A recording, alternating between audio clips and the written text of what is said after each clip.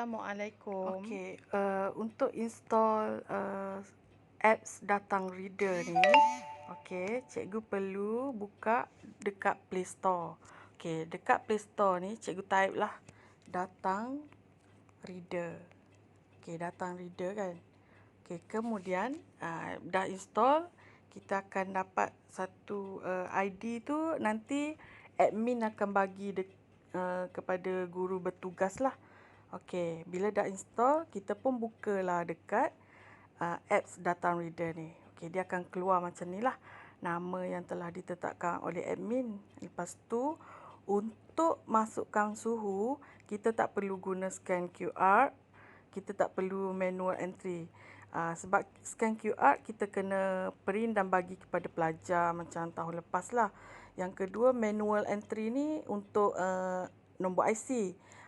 Lagi kadang pelajar tu dia teringat nombor IC. Jadi kita guna yang attendance list. Okey. Dekat attendance list ni, kalau guru bertugas tu dekat untuk suhu teacher, untuk guru, cikgu klik dekat guru lah. Kalau untuk student, cikgu klik dekat student. Okey, sekarang ni kita pergi dekat student dulu. Okey. Klik kat student, kita pergi contoh pelajar tu dah scan suhu dekat stand suhu tu. Kemudian dia pergi dekat guru bertugas tu, dia bagi tahu dia suhu berapa. Dia bagi tahulah dia kelas mana dulu. Contoh 5 stem. Okey, contoh 5 stem. Okey, nama dia contoh okey, pada hari tersebut kalau pelajar tu dah scan, dia akan jadi warna hijau. Bermakna pelajar tu dah hadir dah. Ni yang saya test tadi. Okey, contoh Muna Maisarah. Dia bagi tahu nama dia Muna Maisarah. Okey, lepas tu kita pun tanya dia lah suhu berapa suhu, ataupun kita tengoklah masa dia scan kat situ kan. Okey, contoh 36.8 ke. Macam tu. Lepas tu cikgu tekan confirm. Okey. Dah dia masuk dalam simpanan recordnya lah. Okey, next tekan main menu lah. Dikembali kepada asal. Contoh kalau cikgu yang bertugas dekat guru pula, tekan juga attendance list. Okey, teacher. Maksudnya cikgu yang bertugas dekat suhu teacher tu, cikgu kena scan, cikgu yang hadir tu dia kena scan My Sejahtera. Yang kedua, yang key in suhu ni guru bertugas tu. Okey, dia pergi klik dekat CATS. Contoh tadi saya testing yang Aida. Okey, so dah install kat sini. Okey, nama dua ni nanti saya sebab okey, sorry. Yang ni okey, contoh yang scan contoh Fatma. Okey. Lepas tu kita pun key in lah. Contoh dia dah bagi tahu 36.9. Contoh. Lepas tu kita key in, cikgu yang bertugas sudah key in. So macam tu lah. Okey, untuk admin pula, bila admin akan dapat lihat dekat suhu ni. Sekejap ya. Okey, untuk admin saya dah padam. Okey, untuk admin saya akan buka dekat admin akan key in lah. Bukan key in, maksudnya automatic record tadi tu dah dimasukkan dalam admin punya. So dekat admin ni dah ada kat sini. So bahagian admin maksudnya kita akan ambil dekat attendance report.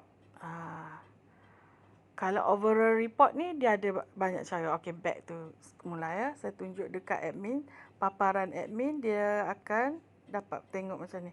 Overall report dia akan check lah keseluruhan. Okey.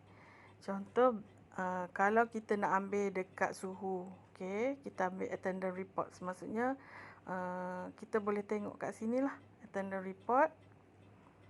Okey, lepas tu group yang kita nak download tu, kita nak download student ke teacher ke. Kalau all, dia akan download dua-dua lah. Okey, katakan kita download dua-dua lah. Kita generate. Okey, admin generate ni, dia akan paparkan kat bawah ni. Contoh tadi Abdul Barik student. Tak ada kan? Tadi kita buat yang tingkatan 5 tadi kan. tingkatan 5. Okey, contoh kita boleh sort kat sini. Ni kita tingkat. Okey, contoh kita nak tingkatan 5 saja. Kita section lah. Kita nak tengok tingkatan 5, tadi 5 stem. 5 stem 1 kan saya tu. Okay, kita generate. So kat sini kita boleh tengok terus yang tadi yang dah di key in bermakna Muna Maisarah dah di-install. Dah di key in di sini automatic. Siapa yang key in? Cikgu ni. Cikgu Aslina. Reader yang bertugas pada hari tersebut. Nanti banyaklah nama-nama cikgu-cikgu yang bertugas ada kat sini. So kita menjimatkan kertas, menjimatkan masa, dan data ni boleh diambil pada bila-bila masa lah. Maksudnya pada hari tersebut pagi tu proses ambil suhu je kan. Jadi kat kelas tak perlulah kita tulis suhu berapa.